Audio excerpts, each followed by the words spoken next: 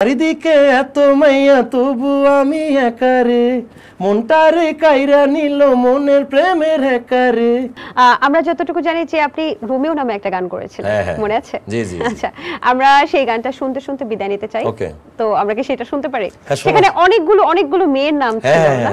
হ্যাঁ, ওই মেয়েগুলো কি সবাই আপনার পরিচিত? না না না, এইটাই বেস্ট, ভালো একটা প্রশ্ন করছেন।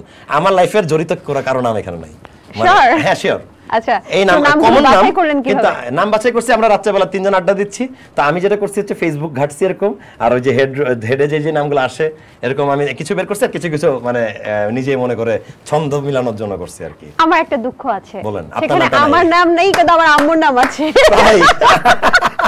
আর এটা তো জানি না, কিছু কিছু এরকম ঘটছে, যেটা খুবই ফানি, তাই না? আন্টির নাম আছে। আমি যখন আম্মুর সামনে আজকে শুনছিলাম তখন আম্মু বলে, দেখ দেখ দেখ আমার নাম আছে তোর নাই।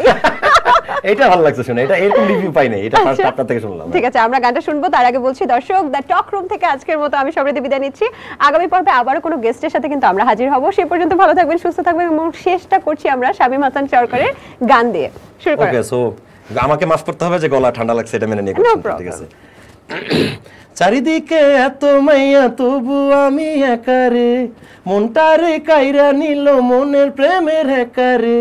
ধোকা তো খাইছি বহুত, হইতে চাই না বোকারে, তোমার এই রোমিওরে চিনে সবাই নগরে। এই শাপলা শাকিলা চলো খাই 200টা কিলা, এই দৃষ্টি দেখতে নোনতা খাইতে মিষ্টি, সাদিয়া নাদিয়া করা লেবু চাহা দিয়া, এই রাদিয়া সুজানা মারজানা ফারহানা তোগো এটা মন নাকি প্রেমেরই কারখানা। এই জাদুর গাইলাম। Wow wow, thank you so much. Thank you.